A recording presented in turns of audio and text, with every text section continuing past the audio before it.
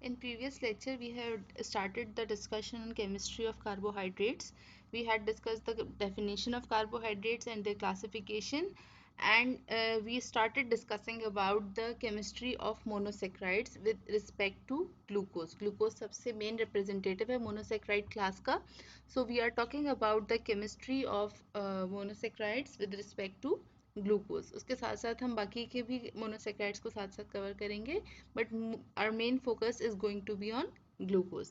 अच्छा, ग्लूकोज के बारे में जब हमने बात की थी, आई टोल्ड यू कि ग्लूकोज के अंदर दो तरह के फंक्शनल ग्रुप प्रेजेंट हैं, alcohol and a carbonyl functional group. ठीक है, कार्बोनाइल फंक्शनल ग्रुप एल्डिहाइड भी हो सकता है और कीटोन भी हो सकता है. From organic chemistry we know that कि अल्कोहल और कार्बोनाइल कार्बन जो है वो आपस में alcohol group and carbonyl group have a tendency to react with each other. So this happens here as well कि एक ही मॉलिक्यूल के अंदर, क्योंकि एल्डिहाइड या कीटोन ग्रुप भी प्रेजेंट है और उसी मॉलिक्यूल के अंदर अल्कोहल ग्रुप भी प्रेजेंट है, so these two functional groups have a tendency to become a condense group. ये आपस में रिएक्ट करके कंडेंस होने की टेंडेंसी रखते हैं. सो in case of glucose, this condensation will lead to the form of a cyclic structure.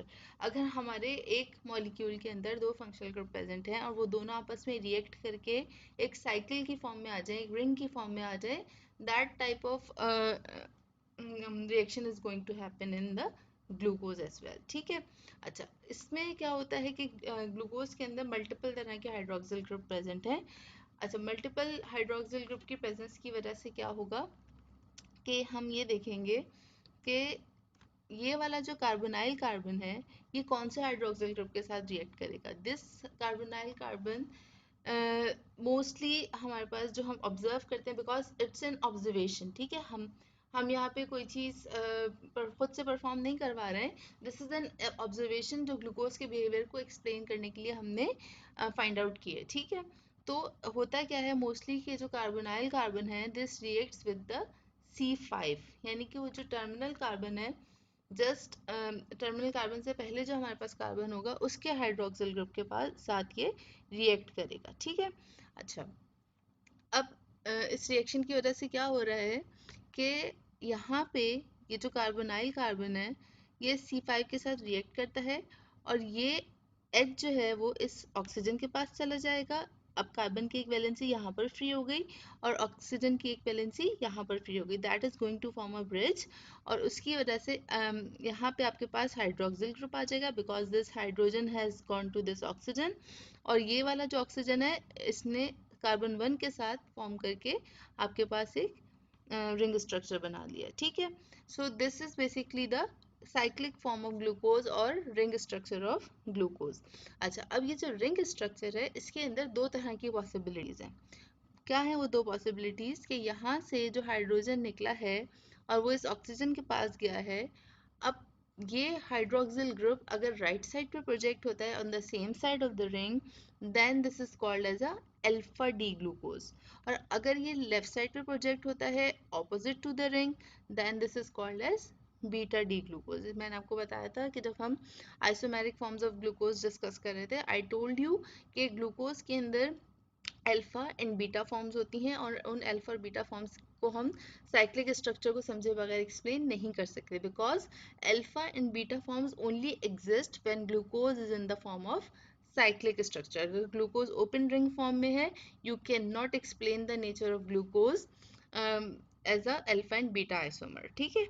So alpha and beta isomer क्योंकि exist कर रहे थे ग्लूकोज के, और जब हम स्ट्रक्चर्स के बारे में पढ़ रहे थे तो हमें पता चला कि जी अल्फा फॉर्म में भी होता है ग्लूकोज और बीटा फॉर्म में भी होता है.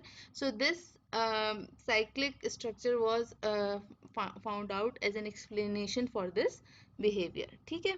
अच्छा, अब हमारे पास ये आ गया, हमने अल्फा एंड बीटा फॉर्म के बारे में पढ़ लिया कि जी अगर रिंग के सेम साइड पर हाइड्रोक्सिल ग्रुप है, देन इट्स अल्फा ग्लूकोज, और रिंग के ऑपोजिट साइड पर है तो it's a beta glucose.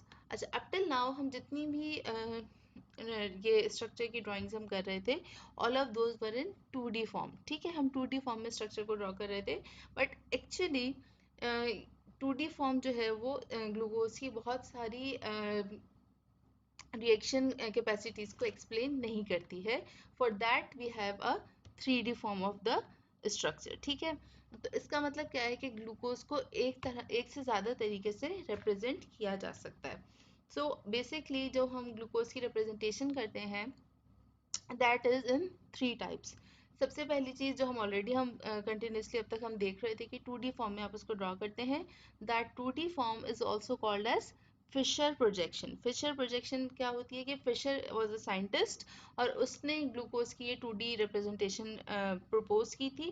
So 2D representation is also called as Fischer projection. ठीक है, अच्छा फिशर प्रोजेक्शन के बाद जो नेक्स्ट साइंटिस्ट हमारे पास आया उसने हमें 3D फॉर्म में ग्लूकोज को रिप्रेजेंट करना सिखाया कि अच्छा अब जितने भी हमने मोनोसेक्राइड के स्ट्रक्चर से पहले किए थे all of those were in Fischer projections. ठीक है, सो उनको हार्वर्ड प्रोजेक्शन में कन्वर्ट करने के लिए एक छोटा सा मेथड उसने प्रपोज किया।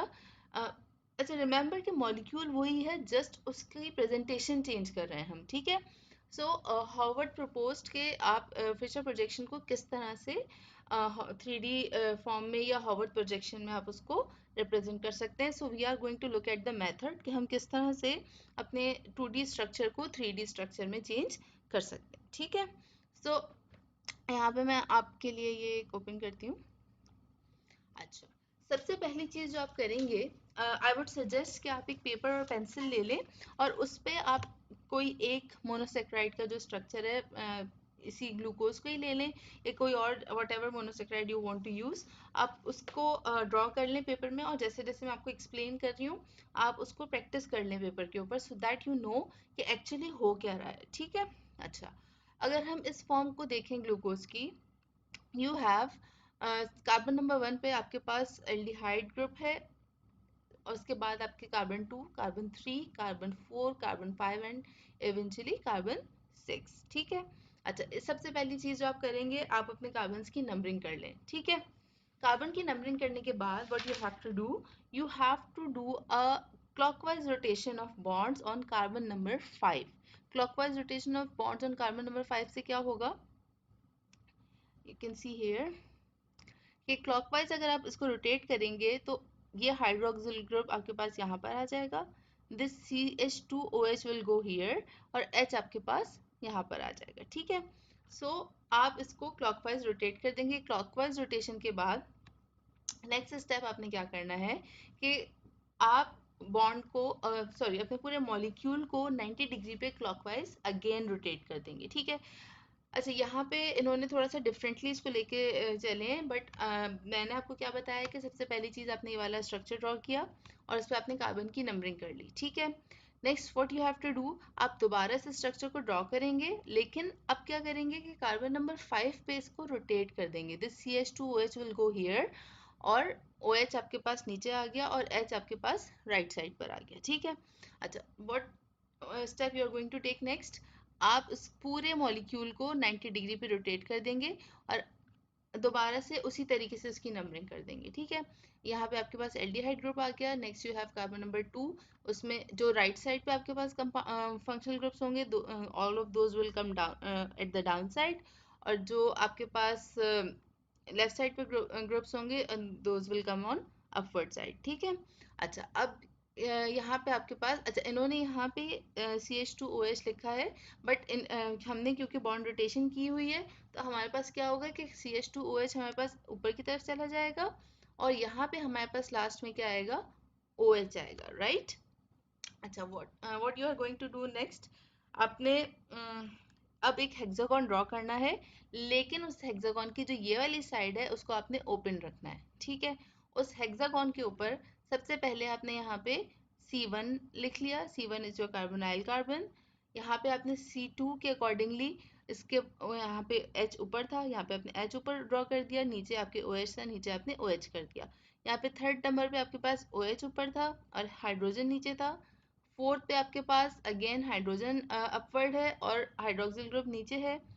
कार्बन नंबर 5 पे आपके पास, क्योंकि मैंने आपको अभी बताया था कि CH2OH को हम ऊपर ड्रॉ करेंगे, दिस CH2OH आपके पास अपवर्ड आ गया और H आपके पास नीचे आ गया। राइट, अच्छा, यहाँ तक करने के बाद अब क्योंकि यहाँ पे आपके पास जो आपने चेन ड्रॉ की थी प्रीवियसली, उस पे एंड में ओ एच था, वो ओ एच आपके पास यहाँ पर आ गया, right.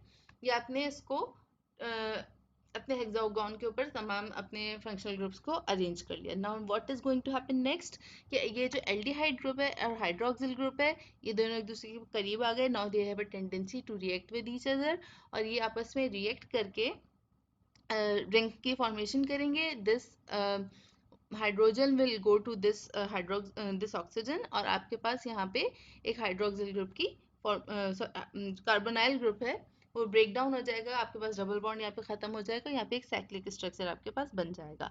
Now what is going to happen, कि अब आपके पास hydroxyl after formation of the ring there is a possibility कि आपका ये जो हाइड्रोक्सिल ग्रुप है ये अपवर्ड हो या डाउनवर्ड हो। अच्छा, फिशर प्रोजेक्शन से जब आप हॉवर्ड प्रोजेक्शन पे जाते हैं, there is a very simple rule कि जो कंपाउंड्स आपके पास राइट साइड पर होते हैं, जो फंक्शनल ग्रुप्स आपके पास राइट साइड पर होते हैं, those functional groups are going to exist on the down side of the ring. ठीक है, ये जो जितने भी आपके पास राइट साइड पे फंक्शनल ग्रुप्स थे, वो सब के सब नीचे की तरफ आएंगे। यहाँ पे आप देख सकते हैं कि जो आपके पास यहाँ राइट साइड पर थे, all of those went to the down side. ठीक है।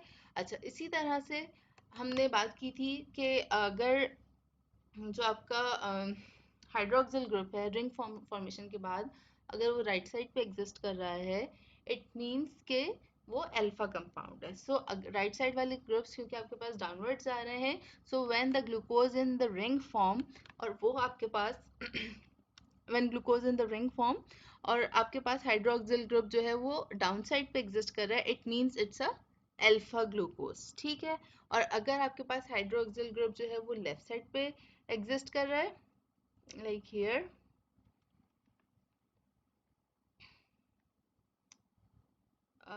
ओके, यहाँ पे उन्होंने इसको ड्रॉ करके नहीं बताया, but I have a picture where you can see this in Chatterjee. Okay,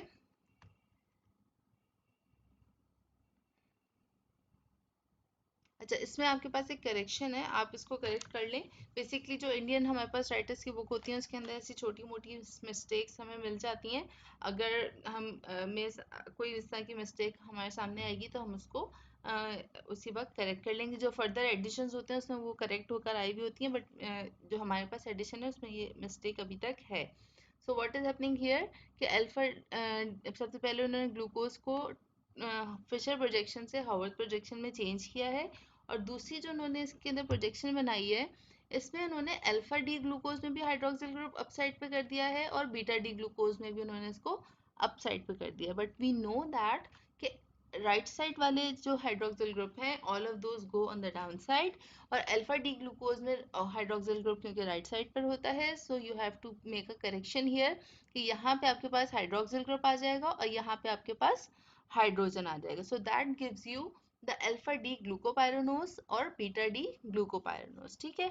अच्छा, एक और चीज, हमने अभी तक जो ग्लूकोज के आइसोमर्स कवर किए थे, we are going to make a check on all of those.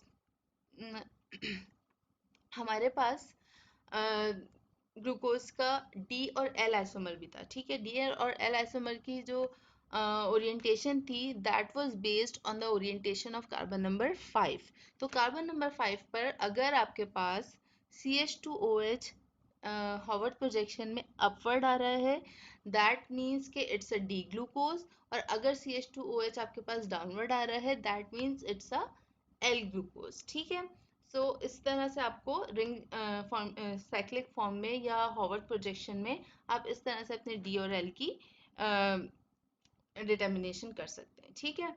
अच्छा, उसके अलावा ये इस पॉइंट पे मैं आपको एक इम्पॉर्टेंट काम दे रही हूँ कि आपने क्या करना है, कि आपके पास 4 मोनोसेक्राइड्स के स्ट्रक्चर हैं। ठीक है। व्हाट आर दोज, आपके पास ग्लूकोज है, गैलेक्टोज है, मैनोज है और फ्रक्टोज है।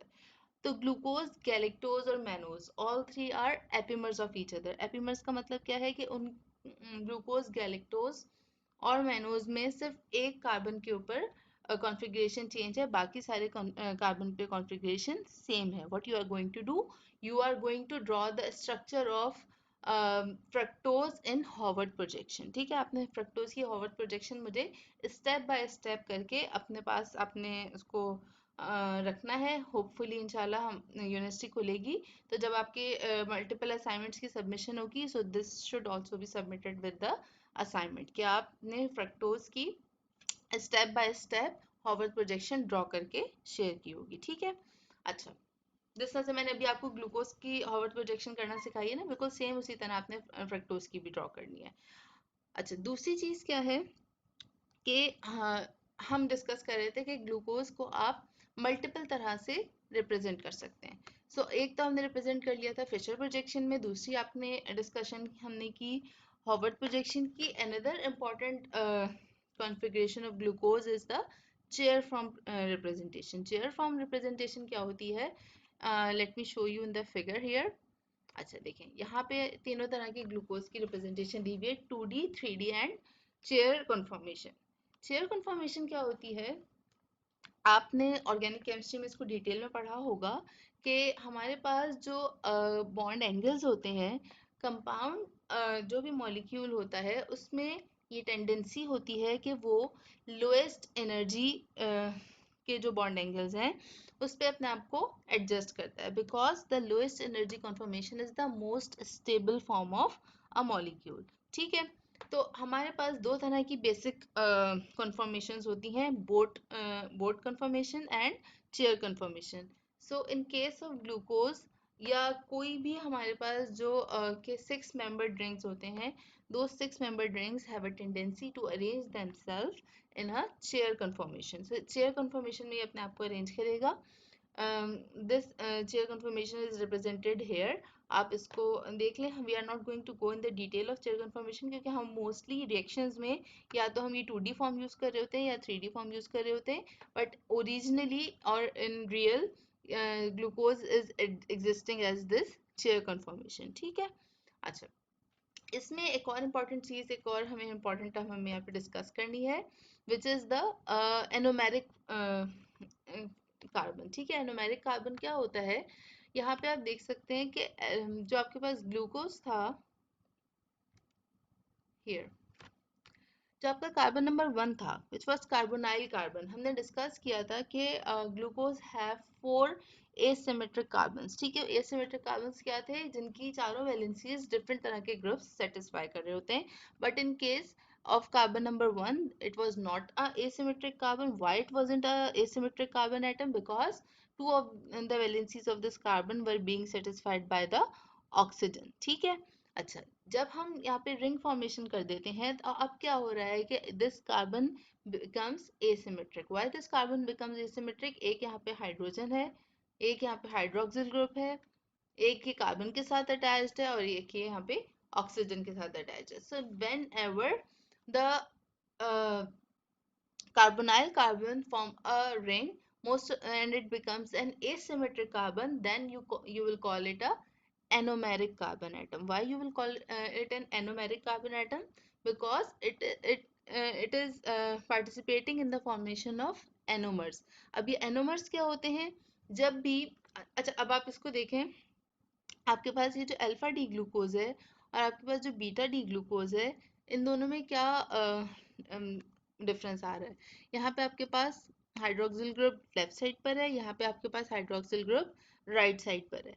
अब ये एक दूसरे के मिरर इमेज भी नहीं है, सिर्फ इसमें एक कार्बन के ऊपर कॉन्फ़िगरेशन चेंज है। This type of isomers are called as anomers. ठीक है, तो एनोमराइजेशन का यहाँ पे प्रोसेस हुआ है, और एनोमराइजेशन का प्रोसेस आप किसको कह रहे हैं कि कार्बोनाइल कार्बन जो है वो एसिमेट्रिक कार्बन में कन्वर्ट हो गया, दिस इज कॉल्ड एज एनोमराइजेशन। और उसकी वजह से जो प्रोडक्ट्स बनी हैं, जो आपके पास आइसोमर्स बने हैं, those isomers will be called as anomers. ठीक है, तो आप ये चीज़ आपको पता होना चाहिए कि एनोमर्स क्या होते हैं, एपीमर्स क्या होते हैं।